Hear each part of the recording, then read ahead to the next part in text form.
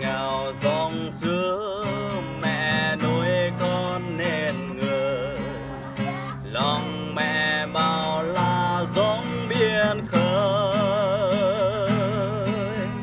Đêm quê mẹ thương dù còn yên giấc, dịu dàng êm ái thiên ơi. Khi con đau ốm chính lúc lòng mẹ buồn đau, hàng giờ mẹ luôn ở bên con.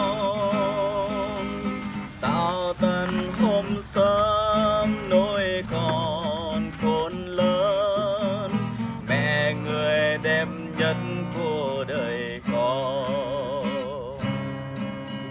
Cảm tạ ơn Chúa cho con mẹ hiền, người hằng yêu thương che chở con.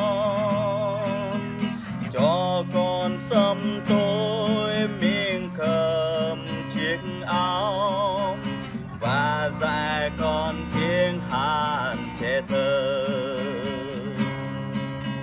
Con xin ghi nhớ bao lời mẹ dạy quên, luôn yêu kính Chúa thương yêu người. Nguyện cầu xin Chúa cho mẹ vui sống, để mẹ luôn ở bên cạnh con. Con xin ghi nhớ bao lời mẹ dạy khuyên, luôn yêu kính Chúa thương yêu người.